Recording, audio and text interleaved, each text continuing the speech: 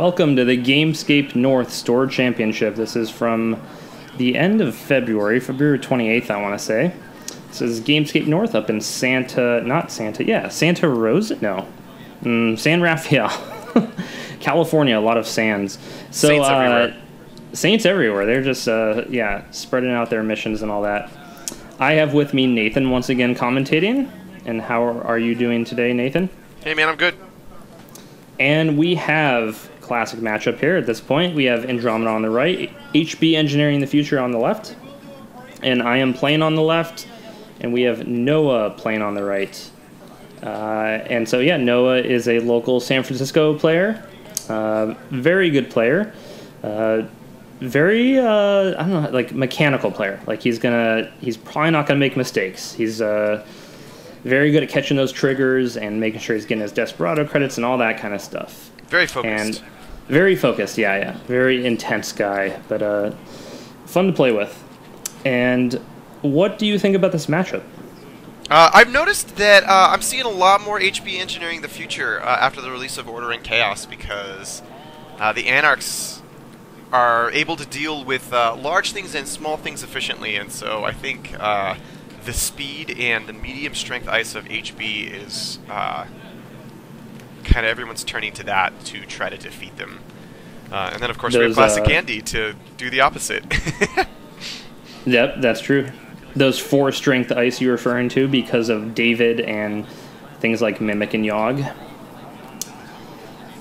Yeah, I've been having a lot of fun with Engineering in the Future. It's, this deck is very kind of simple, mostly back to the basics type of stuff. There's not a whole lot of tricky stuff going on. It's a little bit of fast advance, but most of the games I don't really take advantage of that too much.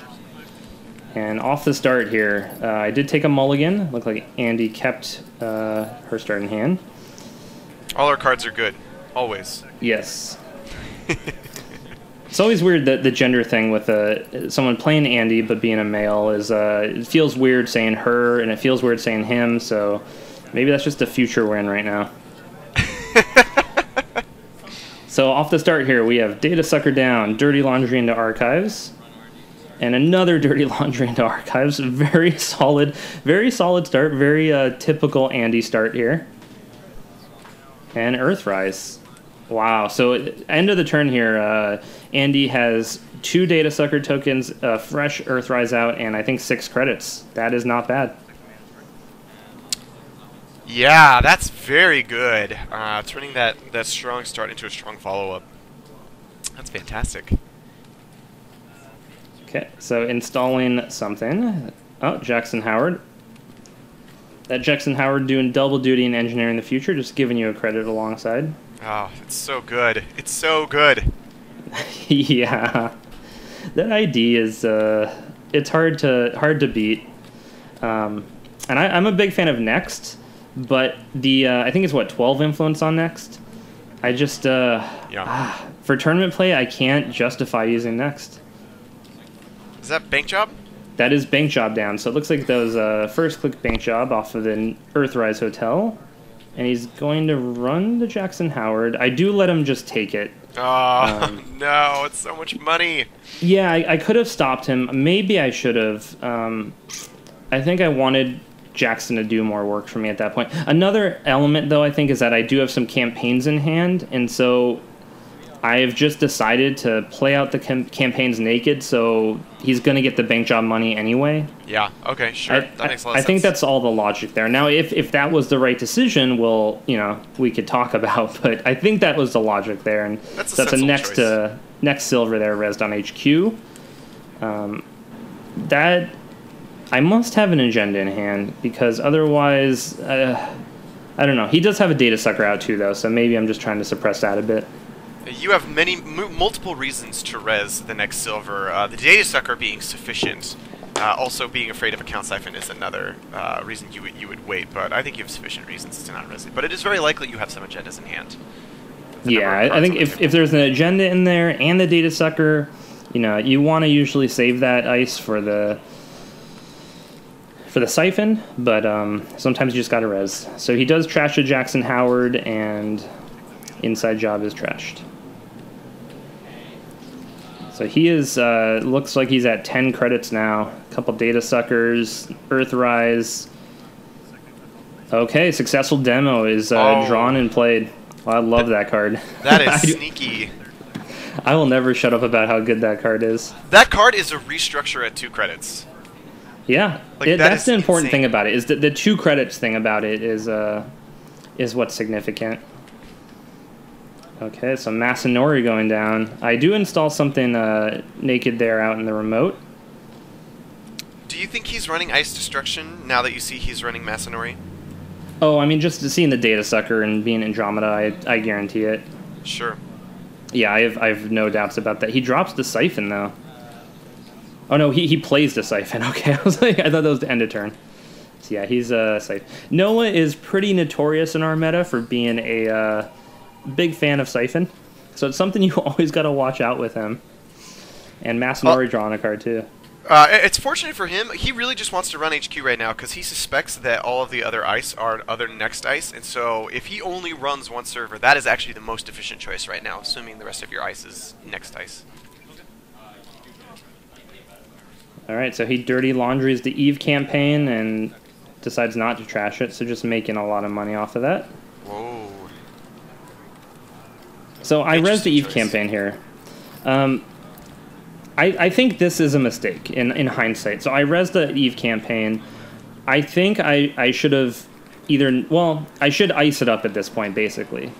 Yeah, that would be good. Otherwise, I shouldn't have even bothered, because I can't just leave it naked because of Masanori. Unless I trash Masanori. I mean, he has to clear his tags if he wants to keep Masanori. Yeah, unless if I just let him keep it. I might be like... I might be forgetting about the tags right now, unfortunately. Does he have the tags? I don't see them. Yeah, so they're on his ID. He has a tag, and then he has a couple dice. It's a red dice. I see it. Okay. Okay, so, yeah, trashing Masanori would be very good at this point. Is that another bank job? No, that is security testing. Oh, really? And Interesting. he does clear the tags, so that was my chance to clear out Masanori, and I don't. And I res another Eve campaign. That's not too bad, because, you know, if he wants to siphon you, he's got to clear the tags, otherwise you're going to go trash his stuff, and you've got some serious long-term econ coming in now. Now you are very much threatening his economy. I am, but so he has security testing out, so he can do a click. Let's track what he gets. So he gets Desperado credit, he gets 2 credits, and he gets a card draw. So he's getting basically 4 things for 1 click. Well, only on Centrals. For the Data Sucker. No, I didn't even say Data Sucker, did I? I just said the Masanori, the 2 security testing, and the Desperado. Oh, yeah, you're right. Yeah, so he gets those 4 things for, and you know, in the John Masanori card draw is kind of worth more than just 1 credit. Absolutely. So yeah, I'm getting 4 credits for no clicks, which is really good, but I don't know who's winning that race. It's not entirely clear to me. He's making it more of an even trade, but I think if he starts running servers if he starts making runs on central servers, that's going to allow you to res all of your ice, and you're going to come out ahead. If he just sits there and builds up, he'll probably win that race. Right, so first click, he's just security testing one of the Eve campaigns. Looks like a second click draw. Lots of cards. So what is your strategy now? Seeing what he has on the table, how are you going to threaten him? Well, in the early game here, I think I need to take advantage of the fact that he doesn't have all his breakers yet. I need to try and maybe score out behind something like a next bronze. I just let him trash another Jackson Howard. Doesn't seem horrible. I think you could absolutely try to start scoring, especially if you got another piece of ice down, because that really puts economic pressure on him as well if he wants to sit there and go through all those ice over and over and over again as you start putting important things behind them. Even a Director Haas would actually be... I'm seeing that a lot more, but that would be a very interesting play, because that puts a lot of pressure on him. Yeah, I unfortunately this deck doesn't have that card, but that is if you need one pointers, that's a pretty good one pointer to have in HP. So he did trash the other Eve campaign on his last turn. So now he is certainly winning that economic race. Sure. He'll basically, I think he'll let me have the 2 credits for the next 6 turns. That's but a more even trade. He's going to get a lot more out of it, though, because he's going to get 3 credits and a card draw for a click, whereas I get 2 credits for, I don't pay a click, but I think he's still ahead. Yeah. So here is an ice and something in the remote and another remote down. Oh, by the way, I'm not referring to Director Haas's pet project. I'm referring to Director Haas herself. Oh, Director Haas herself. Yeah, okay. I'm seeing her a lot recently, and I think she definitely has a place in the new meta. Interesting. Yeah, I mean, you get her behind a big sort of taxing server, and, you know, if the runner doesn't deal with her, it's like you're scoring out 1 per turn, and you're getting extra free stuff. It feels like basically a SanSan City Grid, but one that has, like, huge liability. And, well, it affects you in ways other than scoring out agendas. Because it gives you a click. Yeah, that's true. I mean, it's better, you know, efficiency over time. All right, so he does put down a Yogg and runs the remote, and I was trying to sneak out something behind there. I don't know what that other ice was, but I'm guessing it's a next bronze. Yeah, I think that was probably pop-up window next bronze, and he puts down the Yogg, so... Oh, his Breaker Suite looks very mean. Yes. I do have, in terms of that fairy, I do have Architect. That is probably what's over R&D, would be my guess. Sure. And he's running very carefully. Notice how he hasn't run R&D a single time this game, because he probably doesn't want you to res more next dice over there. Yeah, maybe not until he gets an RDI down. But he's being very efficient, and he's doing a good job of maintaining his credit pool. So if the runner maintains their credit pool, I have a pretty hard time making this deck work. I need a good amount of credits, and I need to... because I take advantage of Ash a lot. Okay, so install advance. I think I'm sitting at 10 credits. He has 7, but he's going to get another 3 here. Huh. That's interesting. You didn't res the ice last time. Yeah. And there was an agenda back there. You're baiting him, right? Yeah. That's an interesting decision. I think it looks like it's almost too obviously a trap. Yeah. It looks like he's just ignoring it. Legwork. Next bronze. Here we go. Although I don't... He's going in. If the reason you're trying to score is because your agenda flooded, then this is the right move. Because you're going to lose either way. In either way, this is probably a good play, because if that's a trap, he's just avoiding the trap. If I am just trying to score it out, it's probably because I'm flooded, like you say. So what he's doing here is, I think he's responding in a really good way. And he hits a Cyberdex. Cyberdex does clear the data sucker. Huh. And I didn't see what the last Karn HQ was, but it was not an agenda. So it looks like that probably was a fail trap, because if that was a 5-3, I think I would just not hesitate to score it out right here. No, man, so avant-garde. It's actually just the 5-3 you need to win the game, and you're going to leave it there. Just waiting, yeah. I'm going to just try and... see, like, that Jackson Howard there could have been another ABT. Maybe I had all the agendas down and play it just to win it, and I was just waiting. That's an area that I don't think people really utilize as much, just like when they're playing a certain deck, is the ability to just throw things out there and the runner doesn't always check them. It's like fundamental to the game, not specific to a certain deck at all. And people just think, my deck doesn't do that, so I'm not going to do that, and it's super good. It can be. It's just so risky, because as a runner, I'm very aware of that, and I think this is a little bit of a pro tip to people who play me, but I don't think I check the remotes as much as I probably should. Okay, that trap is getting over, and that was almost certainly the aggressive secretary. Oh, that would have been mean. Yeah, I'm almost certain that's what it was. Getting rid of whatever that ice is. That was probably, like an Enigma would be my guess. So you cleared out your hand, and that wasn't an agenda you had installed, so, I mean, the agenda's got to be an R&D at this point, right? Yeah. There's a lot of agendas stacked in R&D. Runs Jackson Howard. I'm going to go get the other 2 Jackson Howards. I was going to try and Don't let him get the third one. I was going to try and finish my thought about the remote servers, but I kind of lost that train of thought. Anyway, I agree with you, but I think the main thing I was trying to get at is there's just too much variance in that line of play. Like, you know, you might be able to sneak an agenda out like 50% of the time, but the 50% of the time you don't might just lose you the game. Sure. Holy resources. Batman, I guess that's how you finish that phrase. He has, so we got Katie, John, security testing, Desperado. Yeah, that's a formidable econ right there. Absolutely. And Katie's the real one you don't want to see as HB. Yeah, because he has, you know, he has like his short-term econ down here with security testing, and okay, so that was the Melange Mining Corp. Now, this reminds me of the deck I saw the UK winner, national winner, 6-8 months ago, where he was running an HB deck that had a toll booth and successful demonstration and melange. And he almost used the melange as a means to bait people into toll booths so that he could successful demonstration. It was right at the beginning of when HB was really becoming serious again, right before Honor and Profit came out.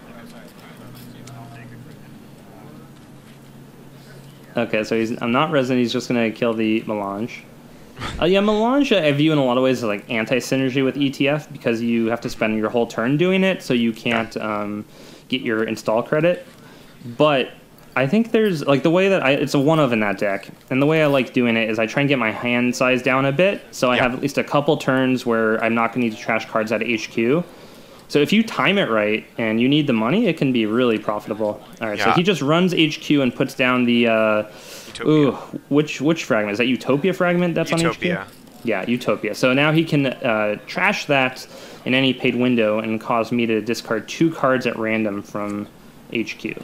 So the obvious place to legwork your hand when you have 5 cards, and then Utopia 2 of the cards away right before he accesses, so that he accesses 3 cards and then runs Archives to get the 2 you trashed. Right, correct. Yeah, Melange is a supremely balanced card because the fact that it takes all of your clicks is just brutal as the corp. Yeah, sometimes that's really bad. You don't want to be trashing cards out of HQ. You have to use it very, very carefully. So it looks like you're getting rid of that. What could that possibly be? Well, it's something that Yogg is countering. I think it might be next bronze, which makes me sad to get rid of, but right? Yeah, I'm still pretty convinced he has parasites in the deck. We haven't seen any yet, but if it was the next bronze, I mean, Resit makes your next silver strongers, and you could get up to like 6 or 7, well, 6 strength next bronze at some point, 7 if you had a Mother Goddess on the table. The deck does not have Mother Goddess, but it I think. You know, if I suspect he has parasites, he's going to parasite the next silvers, and then the bronzes are going to get under 3 strength. So I might just be giving up on that plan, but maybe it's not a good idea. He's another data sucker. Looks like he's considering to install. Now he would be at max memory at that point, so yeah. Now, fortunately, next silver, I mean, at least the data sucker doesn't save him money on the next silvers. That's great. Right. He also can't parasite until he uses his fairy. True.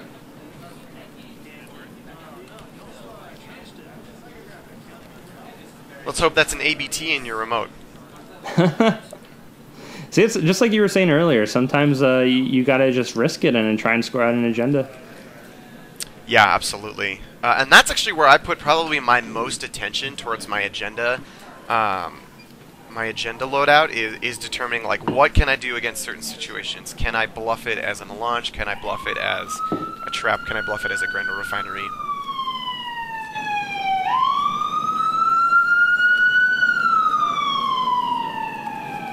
It's an emergency. Yeah. 2 data suckers. The second data sucker comes out and someone calls 911. Like, nope, not cool. I'm in deep trouble here. What I need is to just keep building econ, which is working out okay. Build a expensive scoring remote and start ashing it out. Well, I mean, you got the money now with the Eve. It's been going this whole time. Yeah, but he's been making money off that too. He just bank jobbed off of it, which triggered Masanori and Desperado. That was actually a very wise move. Now that retrospectively, trashing one of the Eves so that now his single security testing is now comparable to yours. Leaving one so he still has him. He's just winning that race, I think, just flat out. So he is leg working in, paying some credits to get through the next silver. And I expect this one. You have 3 I do. cards? It looks like I have 5, I think. Yeah, so he's using the shard. Utopia. Or the fragment. I think that's the fragment. So he's going to discard 2 at random and then look at all cards.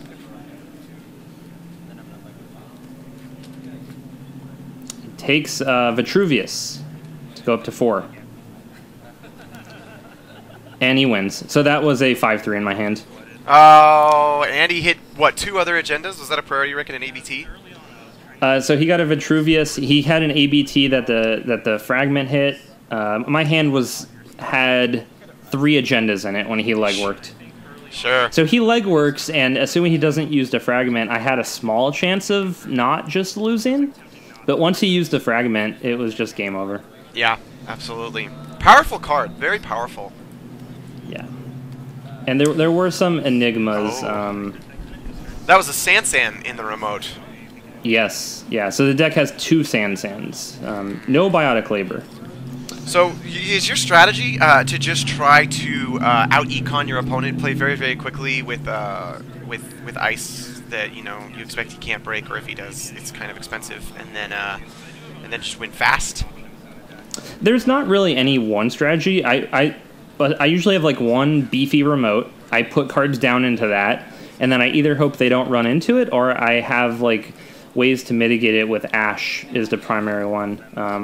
I play a lot with SanSan too, not necessarily for just scoring out of hand, but just playing with the numbers. So I will very often score a 5-3 when they're not expecting it, just with SanSan, that type of thing. So I think the deck has a lot of options. And you just take advantage of those options in whatever matchup you're in, and just try and win however you can. I'm really astounded he did not run R&D once that game. And it's true. He just controls the remotes, and then he legworks your hand when enough time has gone past. Yeah, it's not exactly what you expect from Andy, but it's just I think it's probably just the way it played out. I'm guessing he doesn't ignore R&D as like a rule of thumb. It's just kind of the way it worked out. He didn't really need to touch R&D. Well, I mean, the way he had your remotes controlled, he didn't need to. That just bought him time. And once he acknowledged, okay, you can't... I can get into your remote anytime I want. This is going to make this way harder for you, and I could just wait for the game to fall into my lap, you could say, timing-wise. And he also did a really good job on... I think he was really building up to that second legwork. Yeah. And that was probably like, 4 turns of like somewhat planning that out, and it worked out. I didn't ice up HQ again after that. Although I don't know if I could have really stopped that. I mean, when you're running a deck like that, you're not really running those big, surprise ice. And maybe not sometimes throwing in one of those is a good idea. It's hard because if your whole plan is to just make the runner run themselves dry, and they sit back and you don't have a way to punish them for sitting back, it's hard. It's hard to win. Well, the punishment there is supposed to be SanSan City Grid. Sure, yeah. But that's expensive, doesn't always work out. It does have some big ice. It has, I think, a single copy of Toll Booth and 1 or 2 copies of Ichi 2. Sure. Toll Booth really seems like the winner big ice in HB Engineering in the future. Yeah, I'm really happy with it as like a one of. 2 of I think would be fine, but it does have sometimes it gets femmed and that's bad. It does have that problem, but it's very solid and does win me games. Well done. Well, that's a good game, Brian. Yeah, Noah played very well, and he is an extremely good Andy player. Very hard to play against when he's just getting that much stuff from a run. I do think in hindsight I should have maybe not played those Eve campaigns or iced them up. I think that was probably what cost me that game in hindsight. Sure. Yeah, absolutely. Okay, that is the game, and we'll have a lot more games from this tournament. This tournament cut to top 8, and there was so many good games in the cut to top 8, so I'm really looking forward to getting to those. So you can look forward to those on the channel very soon. Thank you for watching. Thanks for watching, guys.